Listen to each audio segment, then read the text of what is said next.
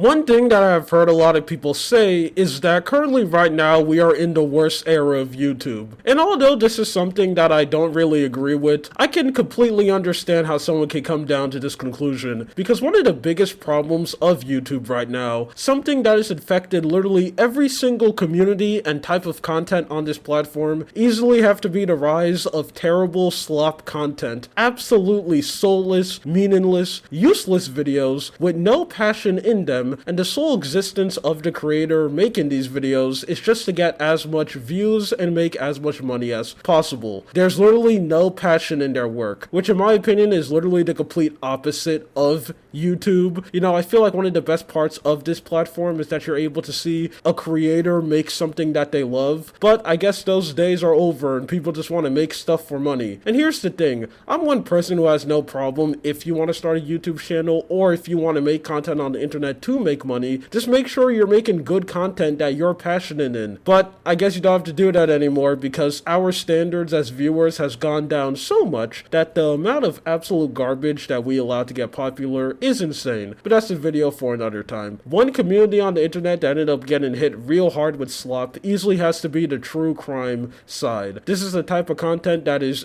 extremely popular in basically every form of media, so of course on YouTube it gets a lot of views. And the current state of it is thus laughably bad. So I want to go and talk about it, especially one side that I don't see a lot of people bring up, and that's being courtroom videos. I've seen people talk about police body cam videos and like terrible detective videos, so I'm not really going to touch on that. We're going to touch on courtroom slop. But before we get into that, we have to look at the patient zero, the person who kind of started the whole slopification of true crime. And just like every time when this happens, the first person actually made really good content, and that's being a YouTuber known as JCS. Yeah, I've probably seen one of his videos before because a lot of them have millions of views, rightfully so. He makes very high quality videos, and you can easily see that he's passionate in this craft. Seeing him talk about police interviews and all the stuff that he brings up is just amazing. But for some weird reason, YouTube ended up completely screwing this guy over. And I know every time when you hear a YouTuber say that, it's like a cliche at this point, because you see a bunch of YouTubers go like, YouTube is messing me up. Oh, they're doing this to me. Where really they just been slightly inconvenienced and they're just overblown the situation to get views. But no, for some weird reason, YouTube saw this guy,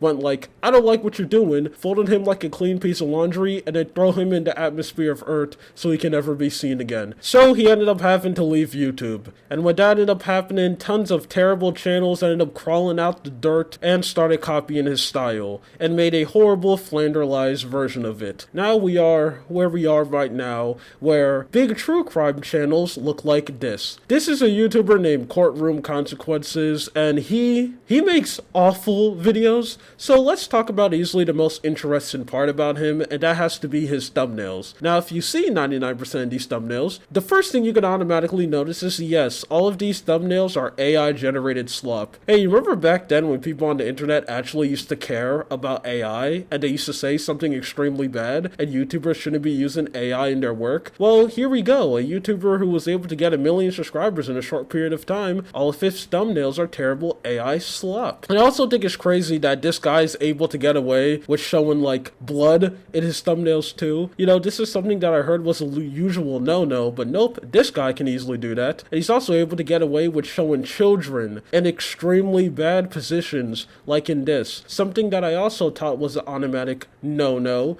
Like, you remember when PewDiePie ended up making his song fighting against Cocomelon and it got blasted off the face of the platform because it had kids on it? But now you're able to make a thumbnail like this where a kid is literally inside of like one of those insanity rap things. I don't know what they're called, but they like cover your mouth and he's like screaming, and that's 100% okay? Now, why am I talking about the thumbnails so much? Well, that's easily the most interesting part of this guy's content because the actual videos are terrible. Let me show you the clip. About Dylan's background came to light. Prosecutors argued that Dylan's actions were not just a momentary lapse in judgment, but part of a pattern of violent behavior. They presented evidence that Dylan had a history of trouble with the law and had exhibited aggressive tendencies in the past. The defense, however, had a different narrative. When this crime was committed, he was 2 months into his 16th year.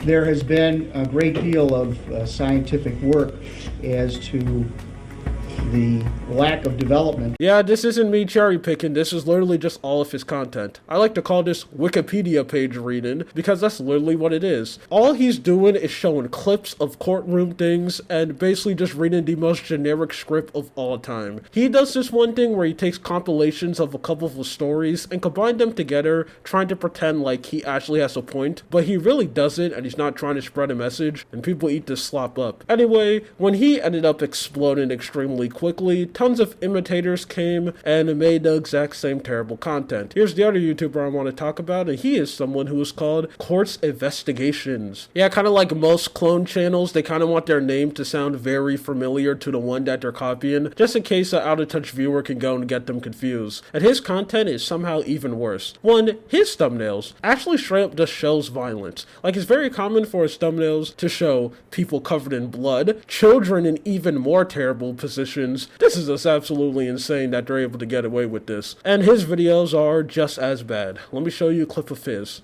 But Watts has an excuse. I had work.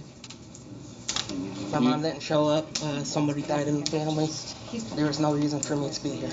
However, Judge Green isn't impressed with the excuse. Well, it's not an engraved invitation, son. It's a court order. All right. I'm resetting it then for you.